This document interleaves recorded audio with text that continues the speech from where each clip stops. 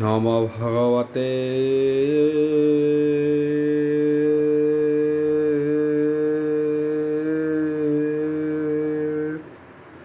वासुदेवाय।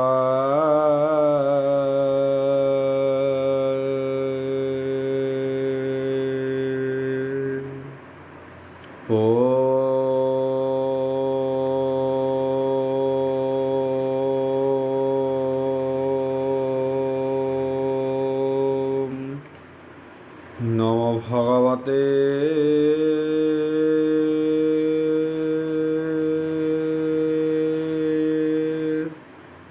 वासुदेवाय।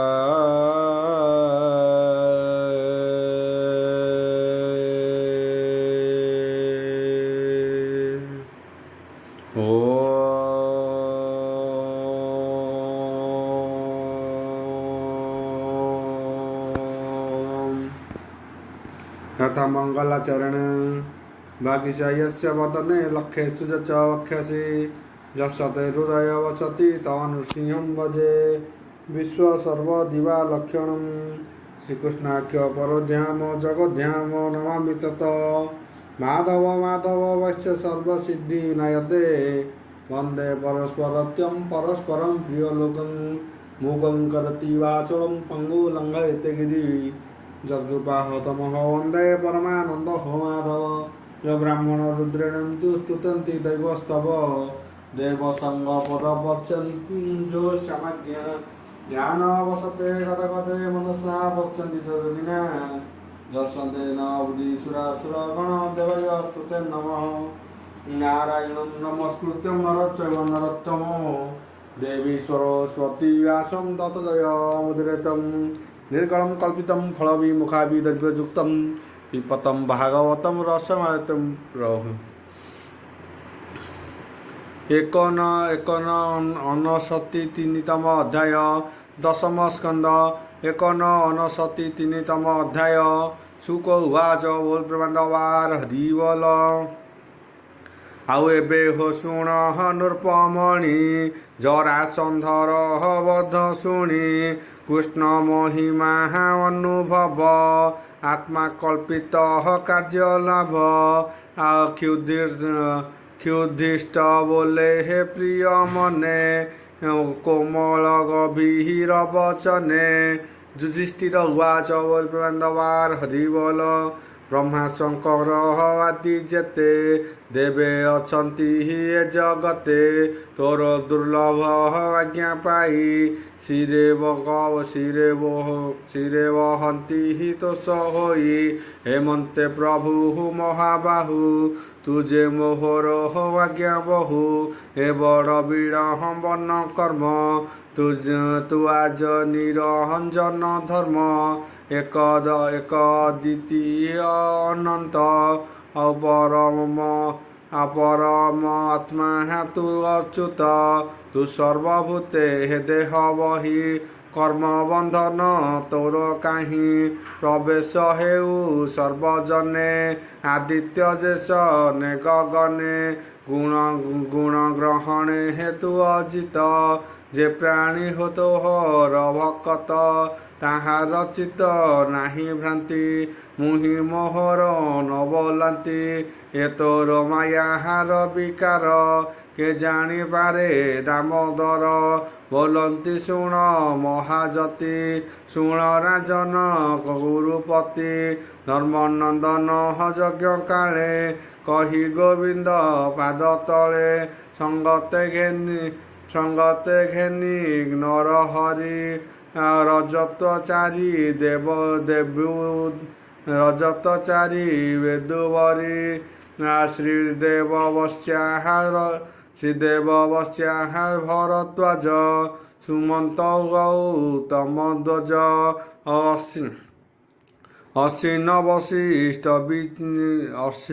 अश्विन विशिष्ट चवन कवश महा तेज कृण सुपर्णमयी त्रय ऋषि ए आदि जेते भृगुवंशी जे विश्वामित्र वामदेव सुमित्रा जननी अतर्व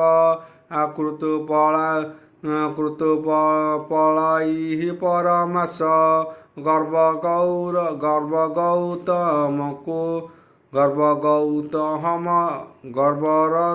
ଗୌତମ କୁରୁମର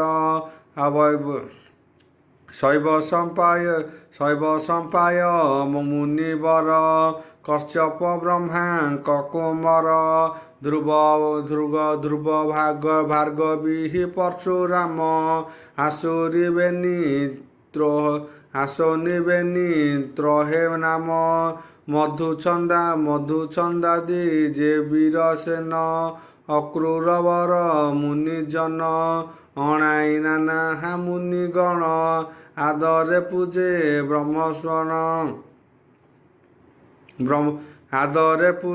ବ୍ରହ୍ମଦ୍ରୋଣ କୃପ ସହିତେ କୁରୁନାଥ ସଙ୍ଗେ ଘେନଇ ପୁତ୍ର ଶତ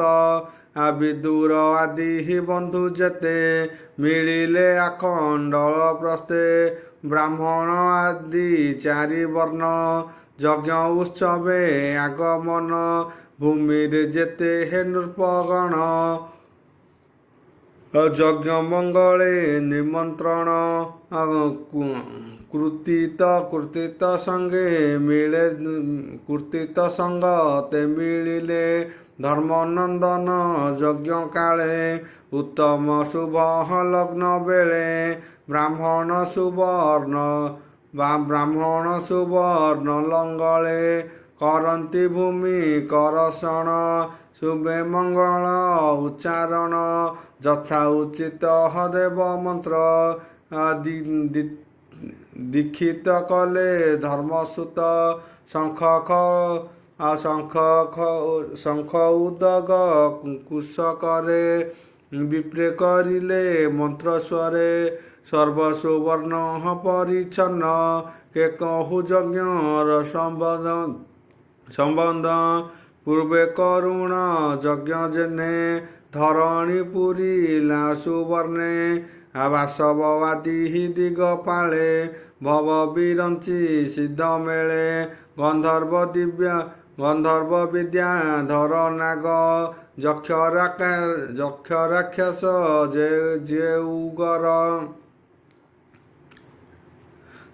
ରାକ୍ଷସ ଜେଉରଗ ଖଗ କିନ୍ନର ଯେ ଚାରଣ ପତ୍ନୀ ସହିତେ ରାଜାଗଣ ଧର୍ମନନ୍ଦନ ଯଜ୍ଞ ଆସି ସମ୍ବନ୍ଧ ଦେଖି ପରଶଂସୀ କୃଷ୍ଣ ଭକତ ଯେତେ ନର କିବା ସମ୍ପଦ ତାଙ୍କୁ ଦୂର ନାନା ସମ୍ପଦ ଦୁଃଖ ସମୀ ଏ ସର୍ବକୃଷ୍ଣ ମହିମା ରାଜାର ପୁରୋହିତ ଯେତେ ଶୁଦ୍ଧ ଶରୀରେ ଦେବ ମତେ ସେ ରାଜା ସ୍ୱୟଂ ଯଜ୍ଞ ବିଧି କରାଇ ସକଳ ସମ୍ବନ୍ଧି ବରୁଣ ଯଜ୍ଞ ଦେବଗଣେ ଯେମନ୍ତେ ଥିଲେ ନିମନ୍ତ୍ରଣେ ଯଜ୍ଞ ଆରମ୍ଭେ ହେ ପୂର୍ବ ଦିନେ ଧର୍ମନନ୍ଦନ ସୁଧ ମନେ ଯାଜ୍ଞଙ୍କି ସଭା ସଦ ଆଦି ପାଦ ପୂଜନେ ଅଘ୍ୟବିଧି ଘେନି ମିଳିଲେ ହେ ସଭା ତଳେ ବସୁ ବନ୍ଧୁ ବାନ୍ଧବ ଭ୍ରାତା ମେଳେ ରାଜସୀ ଯଜ୍ଞ ମହାସଭା ଅଛନ୍ତି ସୁର ମୁନି ଦେବା ଧର୍ମନନ୍ଦନ ସଭା ଚାହିଁ ରୋଦର ମଧ୍ୟେ ବିଚାରଇ ଏ ଅଗ୍ର ଦେବୀ କାହା ପାଦେ ଭାଳଇ ସଂଶୟ ବିଷାଦେ ମୁହୂର୍ତ୍ତେ ରହି ଦୃଢ଼ ଭାବ ତା ଦେଖି ବଲେ ସହଦେବ କର ଅଞ୍ଜଳି ହିରେ ଦେଇ କହେ ରାଜନ ମୁଖ ଚାହିଁ ଜାଣଇ କୃଷ୍ଣର ମହିମା ସର୍ବଜ୍ଞପଣେ ଏକ ସୀମା ଶୁଣ ରାଜନ ଚୂଡ଼ାମଣି ମୋର ଚରିତ ଧର୍ମବାଣୀ ଏ ମହାସଭା ମଧ୍ୟ ଗତେ ଅର୍ଦ୍ଧକୁ ପାତ୍ର ଜଗନ୍ନାଥେ ଦେଖିଏ କୃଷ୍ଣ ରଚରଣ ଅନାଦି ପରମ କାରଣ ଯେ ହରି ସର୍ବ ଦେହମୟେ ସର୍ବେ ଅଛନ୍ତି ଏହା ଦେହେ ଏ କୃଷ୍ଣ ଦେଶ କାଳ ପାତ୍ର ଧନ ଜୀବନ ଦେବ ମନ୍ତ୍ର ଯଜ୍ଞ ପୁରୁଷ ହେହୁ ହରି ଏହାର ଦେହେ ବିଷ୍ଣୁ ପୁରୀ ଯଜ୍ଞ ଆହୁତି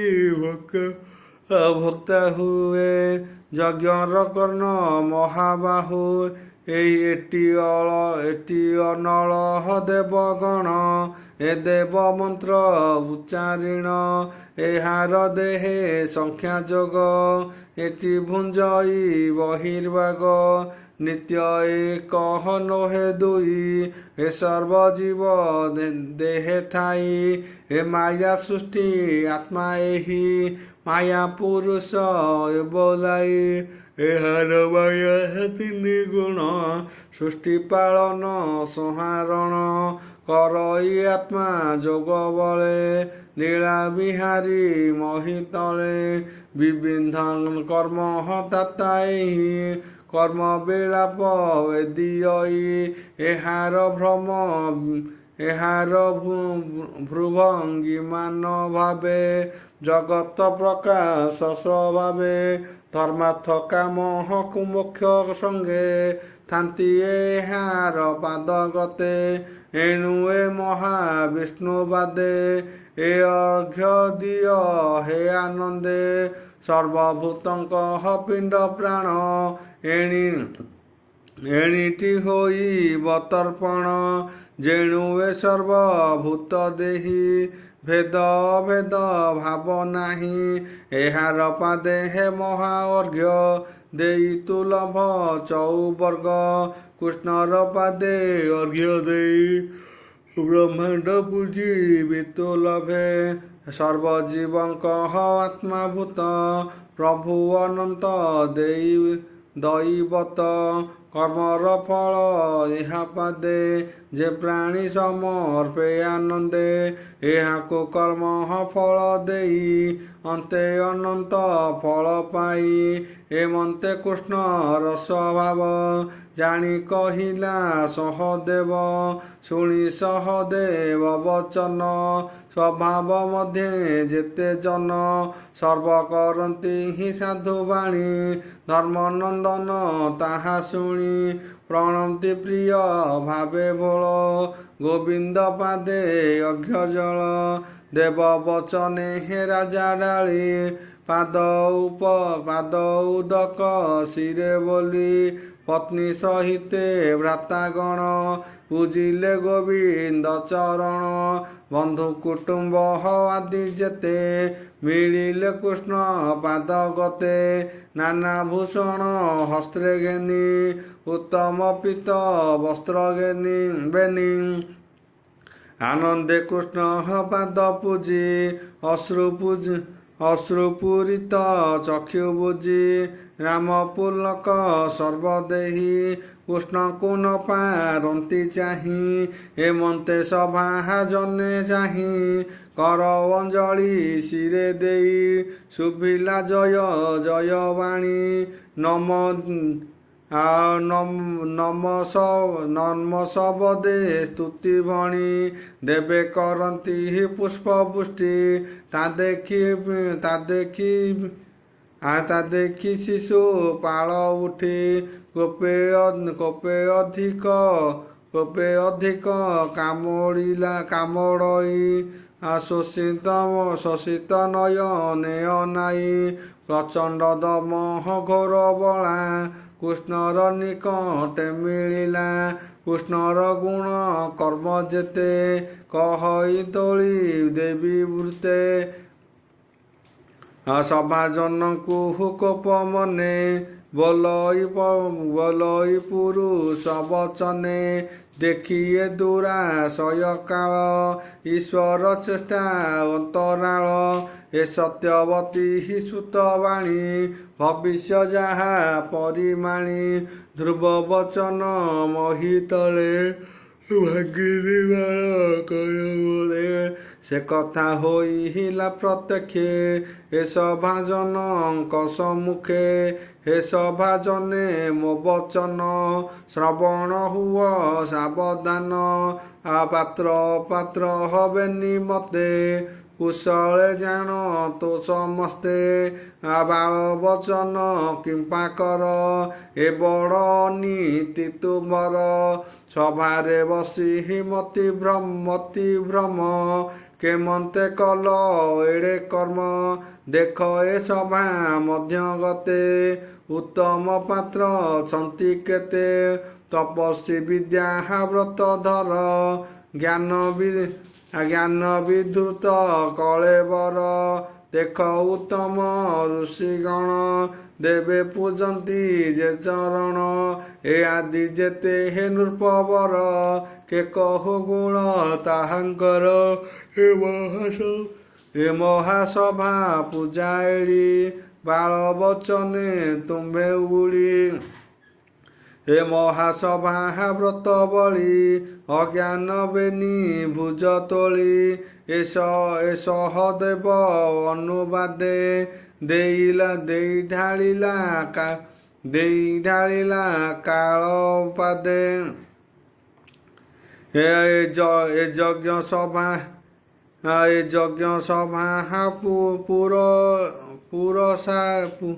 ପୁର ଦାସ କେମନ୍ତେ କାଳ କଲା ଗ୍ରାସ ଦେଖ ଏ ମନ୍ଦ ଗୋପ ଶିଶୁ ବଜ୍ର ଗୋପାଳ କୁଳ ପାଶୁ ଏହାର ଗୁଣ କର୍ମ ନାହିଁ କେମନ୍ତେ ବଳି ଭୋଗ ହୋଇ ଏହାକୁ କେମନ୍ତେ ବୁଝିଲ ଦେବ ବଚନ ନ ମାନିଲ ଏ ନାହିଁ ଚାରି ବର୍ଣ୍ଣ ମଧ୍ୟେ ଆଶ୍ରମ କୂଳ ଧର୍ମବାଦେ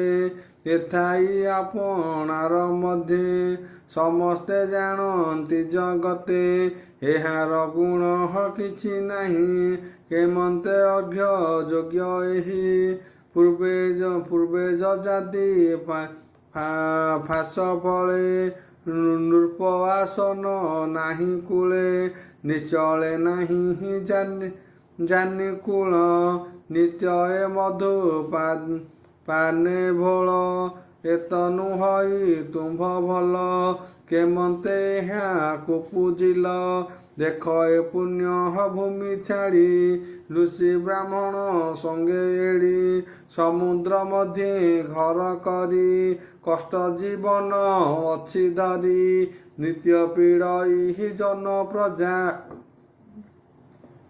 କେମନ୍ତେ ଏହା ପାତ ପୂଜା କେତେ କହିବା ଏହା ଶୁଣି ଏ ନୋହେ ତୁମ୍ଭର ପ୍ରମାଣୀ ଆଉ ଅଧିକେ ଦୋଷ ଗୁଣ ଯେତେ ଲୋକେ ଜାଣନ୍ତି ଏ ଜଗତ ଏମନ୍ତେ କହି ମନ୍ଦବାଣୀ କୋପେ କମ୍ପଇ ସୁରଜୁଣି ନିନ୍ଦା ପୁରୁଷ ହତାର ବାଣୀ ଗୋବିନ୍ଦ ସଭା ମଧ୍ୟ ଶୁଣି ଚାହିଁଲେ ହସି ତବ ଦନେ ଶୃଗାଳ ବାକ୍ୟ ସିଂହ ଜେନେ ଏ ଦୁଷ୍ଟ ଶିଶୁ ପାଳ ବାଣୀ ସେ ମହାସଭା ମଧ୍ୟ ଶୁଣି ଦୁଃସହ ବଚନ ତାହାର ଶୁଣି ଉଠିଲେ କୋପବର ଅଙ୍ଗୁଳି ଦେଇ କର୍ଣ୍ଣ ଦ୍ୱାରେ ଗମିଲେ ଯାହା ମନ୍ଦିରେ ଚଳନ୍ତି ଅତି କୋପ ବହି ଶିଶୁପାଳକୁ ଗାଳି ଦେଇ ବୋଲନ୍ତି ଗୋପ ଭର ହୋଇ ଧର୍ମ ବଚନେ ମନ ଦେଇ ବିଷ୍ଣୁର ନିନ୍ଦା ଯହିଁ ଶୁଣି ବିଷ୍ଣୁ ଭକତ ଯେତେ ପ୍ରାଣୀ ସେଠା ବେତେଜି ଯେ ନ ଯାନ୍ତି ନିଶ୍ଚନ୍ତେ ନରକେ ପଡ଼ନ୍ତି ହେମନ୍ତେ ସଭା ମଧ୍ୟ ଗୋଳି ଶୁଭିଲା ଦିଗ ଅନ୍ତରାଳି ଶୁଣି ପାଣ୍ଡବ କୋପ ଭରି ଧାଇଁଲେ କରେ ଶସ୍ତ୍ର ଧରି মৎস্যকে কয়া যে সঞ্জয় শস্ত্র আয়ুধ কবর শস্ত্র আয়ুধ ବର୍ଦ୍ଧ ଦେହି ବୋଲନ୍ତି ମୋର ଶିଶୁପାଳ ନିଶ୍ଚେ ପୁରିଲା ତାର କାଳ ଏମନ୍ତେ ବୋଲି ମହାଋଷି ମିଳିଲେ ଶିଶୁପାଳ ପାଶେ ଦେଖି ସମ୍ଭ୍ରାମେ ହେ ଶିଶୁପାଳ ସ୍ୱଭାବେ ଦୁଷ୍ଟ ମହାବଳ ଖଡ଼ଗ ଚର୍ମ କରେ ଧରି ରହିଲା ସମର ଆବରି କୃଷ୍ଣର ପକ୍ଷ ଯେତେ ଜନ ତାହାକୁ କର ଉଚ୍ଚନ ରୋଷେ ଗର୍ଜନ ଘୋର ନାଦ ଧର୍ମନନ୍ଦନ ଚବା ମଧ୍ୟ ଦେଖି ତାହାର ଦୁଷ୍ଟପଣ ଗୋବିନ୍ଦ ଆବରିଲା ରଣ ପାଣ୍ଡବ ବଳ ପୃଷ୍ଠଭାଗେ ମିଳିଲା ଶିଶୁପାଳ ଆଗେ ତୁରନ୍ତ ଚକ୍ର ଦାମୋଦର ଛେଦିଲା ଶିଶୁପାଳ ଗିରି ସୁର କମଳ ତାର କୋଟି ପଡ଼ିଲା ମହି ତଳେ ଲୋଟି ଦେଖି ତାହାର ରତ୍ନ ଶିର ଜଳେ କରନ୍ତି ହାହାକାର ଶୁଭଇ ମୁଖ ରାବଗୋଳ ଶୁଣି ସମ୍ଭ୍ରମେ ମହିପାଳ ଯେ ଶିଶୁପାଳ ଯେତେ ଥିଲେ ମରଣ ଡରେ ପଳାଇଲେ ଶିଶୁପାଳଙ୍କ ମୃତପିଣ୍ଡ ଚକ୍ରେ ହୋଇଣ ବେନିଖଣ୍ଡ ପଡ଼ିଲା ମହାସଭା ତଳେ ଶୂନ୍ୟ ଦେଖିନ୍ତି ଦିଗବାଳେ ତାର ଶରୀରୁ ଦିବ୍ୟ ଜ୍ୟୋତି ଶିଶୁ ତପନ ପ୍ରାୟ କାନ୍ତି ପଶିଲା ଗୋବିନ୍ଦର ଦେହେ ଦେଖି ବିବୁଧ କଲେ ଜୟ ପୂର୍ବେ ଯେ ବିଷ୍ଣୁ ଦ୍ୱାରପାଳ ବ୍ରାହ୍ମଣ କରି ଅବହେଳ କୃଷ୍ଣଙ୍କ ଶତ୍ରୁ ପ୍ରାୟ ମଣି ବ୍ରାହ୍ମଣ କରି ଅବହେଳ ଏ ମହି ତଳେ ତାଙ୍କ ଭ୍ରମ ବିଷ୍ଣୁଙ୍କୁ କରାଇଲେ ଜନ୍ମ ତୃତୀୟ ଜନ୍ମ ଭ୍ରାତା ମେଳେ ଭ୍ରମିଲା ଅବନିମଣ୍ଡଳେ କୃଷ୍ଣ ବୈରୀ ଭାବ ଘେନି ତିନି ଜନମ ଭାଇବେନି ଆଦି ଅସୁର ମହାବପୁ ଜନ୍ମିଲା ହିରଣ୍ୟାଶ୍ୟସିପୁ ଆଉ ଅଜନୁ ହିରଣ୍ୟାକ୍ଷ ବୀର ପୁଣି ଜନ୍ମିଲା ସହୋଦର ଶ୍ରୀବାବ ମୁନି ଘରେ ଯାଇ ପୁଣି ରାକ୍ଷସ ଜନ୍ମ ହୋଇ ରାବଣ କୁମ୍ଭ କର୍ଣ୍ଣ ନାମ ସମ୍ଭାରେ ନାହିଁ କେହି ସମ ପୁଣି ଜନ୍ମିଲେ ଚେଦି ଦେଶେ କ୍ଷତ୍ରିୟ ମନ ଘୋର ବଂଶେ ଆଉ ଦନ୍ତ ବିକଟ ଶିଶୁପାଳ ଘୋର ସମରେ ମହାବଳ ପୂର୍ବେ ନୃସିଂହ ରୂପ ହରି ହିରଣ୍ୟକଶିପୁ ବିଦାରୀ ବରାହ ରୂପ ହିରଣ୍ୟାକ୍ଷ ଶ୍ରୀକୃଷ୍ଣ ବଧିଲେ ପ୍ରତ୍ୟକ୍ଷ ତେଜ ପ୍ରଚଣ୍ଡ ଘୋରତମ ପୁଣି ଜନ୍ମିଲେ ରଘୁରାମ ଜାନକୀ ଛଳେ ଧନୁର୍ଧର ଛେଦିଲେ ବେନି ଭାଇ ଶିର ଏବେ ବୈରୀ ଅନୁବନ୍ଧେ ଚକ୍ରେ ଛେଦିଲେ ବେନି କନ୍ଧେ ନିର୍ମଳ ରୂପ ହବେନି ଭାଇ ଶରୀରେ ପଶିଲେ କୃଷ୍ଣ ଦେହ ଯାଇ ବ୍ରାହ୍ମଣ ସାପୁ ମୁଖ୍ୟ ହୋଇ ମିଳିଲେ ବିଷ୍ଣୁ ରୂପ ଯାଇ ଭାବେ ଭଜିଲେ ନାରାୟଣ ଏବେ ହୋ ସାବଧାନେ ଶୁଣ ଭାବଟି ଜନ୍ମ ହର କାରଣ ହୃଦୟଚିତେ ନାରାୟଣ ଶିଶୁପାଳର ପ୍ରାଣନାଶ ଅବନି ମଣ୍ଡଳ ଉଶ୍ୱାସ ନିର୍ମଳ ଦଶ ଦିଗ ଦିଶେ ଧର୍ମନନ୍ଦନ କୃଷ୍ଣ ପାଶେ ରଜତ ବିପ୍ର ଗଣ ଯେତେ ଥିଲେ ଯେ ସଭା ଅନ୍ତର୍ଗତେ ଦକ୍ଷିଣ ଦେଇ ଧର୍ମସୂତ ଯଜ୍ଞର ଅନ୍ତେ ଅପବୃତ ସ୍ନାନ କରିଲେ ନୃପମେଳେ ସାନନ୍ଦେ ରାଗି ରଥି ଜଳେ ଏମନ୍ତେ ଯୁଧିଷ୍ଠିର ଯଜ୍ଞେ ସମ୍ବାଦି କୃଷ୍ଣ ଅନୁରାଗେ ହୋଇଲେ ରାଜେ ଏକ ରାଜା ସର୍ବନୃପତି କଲେ ପୂଜା ଏମନ୍ତେ କୃଷ୍ଣ ସ୍ନେହ ଭରେ କେତେହୁଁ ମାସ ତାନବରେ କରି ରହି ରଞ୍ଜିଲେ ହେ ତାଙ୍କ ମନ ପୁଣି ଦ୍ୱାରକା ଆଗମନ ନିଜକୁ ମୁଟ ସଙ୍ଗେ ଘେନି ଯାଦବ ଯେତେ କସରନି ଆଗମନ୍ତେ ଶୋଭା ଦିଶେ ପଥ ଆଉ ଆଗନ୍ଧେ ଦେବ କିରସୁତ ନିଜ ଭୁବନେ ଗଲେ ହରି ଶିଶୁପାଳଙ୍କୁ ମୁଖ୍ୟ କରି ସୁର ଅସୁର ନର ଲୋକେ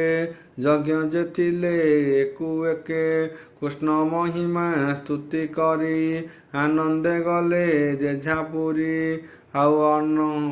ଅନ୍ଧନନ୍ଦନ ଦୁର୍ଯ୍ୟୋଧନ ଅନ୍ଧନନ୍ଦନ ଦୁର୍ଯ୍ୟୋଧନ ଅଧିକେ କରି ଦୁଃଖ ମନ ରାଜା ସମ୍ପଦ ନ ସରିଲା ନିଜ ହସ୍ତିନାପୁରେ ଗଲା ବୈରୀ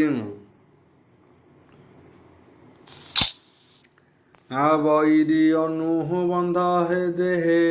ପାଣ୍ଡବ ସମ୍ପତ ନ ସହେ ଏ ମହାଯଜ୍ଞ ଯଶବାଣୀ ଯେ ସାବଧାନେ ଶୁଣି କୃଷ୍ଣର ମହିମା ପ୍ରତ୍ୟକ୍ଷେ ଜୟ ବିଜୟ ପାଶୁମୁଖେ ସକଳ ପାପୁ ସେ ତରନ୍ତି ତୁଟଇ ଭବ ଭୟ ଭ୍ରାନ୍ତି କୃଷ୍ଣ ବିଷୟ ଭାଗବତ କହଇ ଜଗନ୍ନାଥ ଦାସ ଇତି ଶ୍ରୀମଦ୍ଭାଗବତେ ମହାପୁରାଣେ ପରମାର୍ଶ୍ୟା ସଂହିତା ଦଶମ ସ୍କନ୍ଧେ ଉତ୍ତରାଦି ଶିଶୁପାଳ ବଧ ନାମ 89-80ତମ ଅଧ୍ୟାୟ।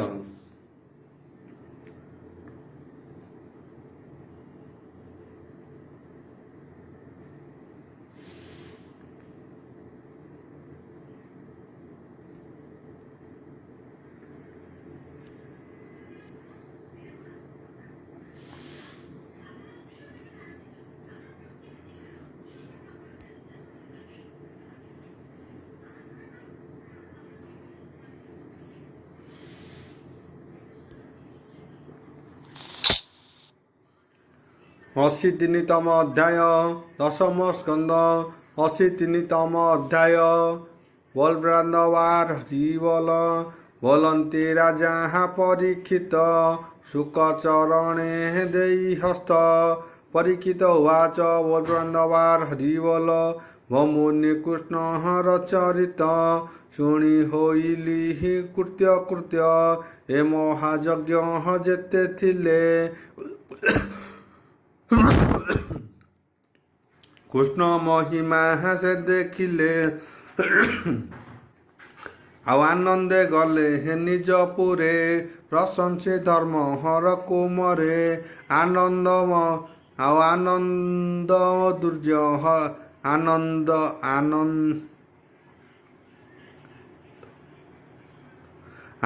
ନନ୍ଦ ଦୁର୍ଯ୍ୟୋଧନ ସେ କିମ୍ପା ହେଲେ ହେ ଦୁଃଖ ମନ ଏଣେ ସଂଶୟ ମୋର ଚିତେ ଭମୁନି କହିବା ତଦନ୍ତେ ହେମନ୍ତେ ରାଜା ବାଣୀ ଶୁଣି ଶୁକ କହନ୍ତି ମଧ୍ୟ ଗୁଣି ଶୁକ ଉବାଚ ବଲବ୍ରାନ୍ଦବାର ହରିବୋଲ ବୋଲନ୍ତି ଶୁକ କୁରୁ ବୀର पितामहः युधिष्ठिर ओम भूर्भुवस्सुः तस्य विदुर्वरेण्यं भर्गदेवस्य धीमहि धियो यो नः प्रचोदयात् शान्ति शान्ति पृथिवी शान्ति।